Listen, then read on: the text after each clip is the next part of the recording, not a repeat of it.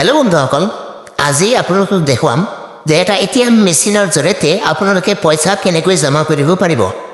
আপুনি আৰু বেংকত যাই ঘূৰা ঘূৰি কৰিব নালাগে, আপুনি ATM মেচিনৰ জৰিয়তে পইচা জমা কৰিব পাৰিব। তো কেনেকৈ কৰিব লাগে মই আপোনালোকক দেখুৱাই দি আছোঁ। আপুনি প্ৰথমতে ATM মেচিনত যায়। ATM মেচিনত এটা অপশ্যন দেখিবলৈ পাব, কাৰ্ডলেছ ডিপ'জিট। কাৰ্ডলেছ ডিপ'জিটত ক্লিক কৰিব। ইয়াতে ক্লিক কৰাৰ পিছত ইয়াতে ক্লিক কৰিব ইংলিছত। তাৰপিছতে আপোনাৰ মোবাইল নম্বৰ 10টা মোবাইল নম্বৰ ইয়াতে বহাব লাগিব। আপোনাৰ মোবাইল নম্বৰটো বহাই দিলে ইফ প্লেচ ইফ কাৰেক্ট, তাৰপিছত ছেভিঙত ক্লিক কৰিব। ছেভিঙত তাৰপিছত আপোনাৰ 11 ডিজিট একাউণ্ট নাম্বাৰটো মাৰি দিব ইয়াতে।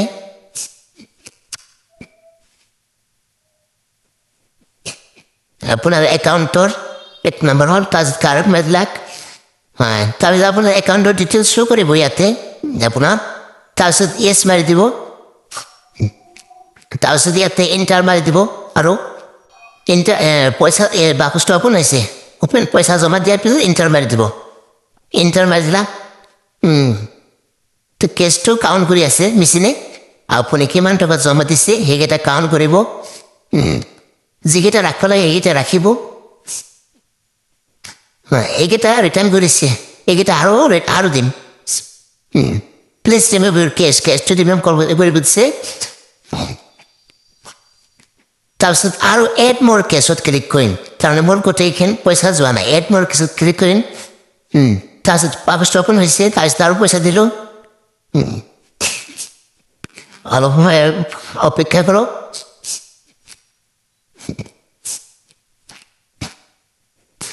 তাৰপিছত প্লিজ ৰিমুভ ইউৰ কেছ, এটা মাত্ৰ ৰিটাৰ্ণ কৰিছে। আৰু এড মোৰ ক্লিক কৰিব।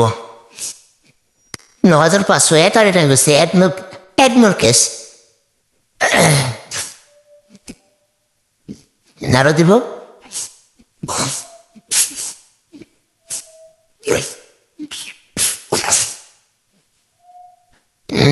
বাৰ ৰিটাৰ্ণ কৰি আছে।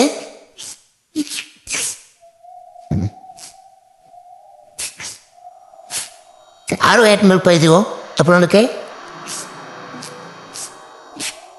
এড মোৰ কেছ ক্লিক কৰিব আৰু জমা পাৰিব।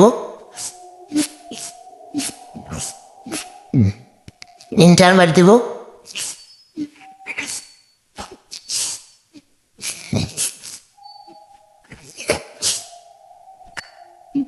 প্লিজ ইউৰ কেছ বাৰ এইটো ৰিটাৰ্ণ কৰি আছে।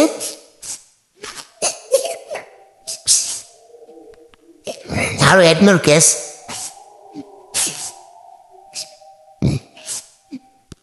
এণ্টাৰত ক্লিক কৰিব।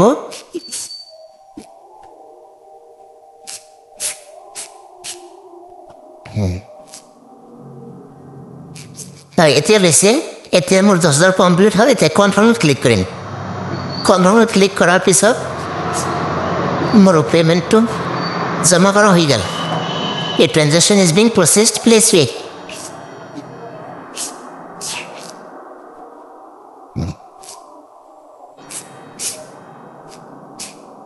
Transaction complete.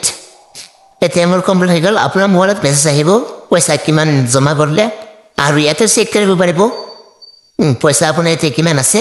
তো এনেকুৱাকৈ আপুনি ATM মেচিনৰ পৰা আপুনি পইচা জমা কৰিব পাৰিব। ভিডিঅ'টো ভাল লাগিলে ভিডিঅ'টো লাইক, শ্বেয়াৰ এণ্ড কমেণ্ট কৰিব আৰু ছাবস্ক্ৰাইব কৰিবলৈ নাপাহৰিব।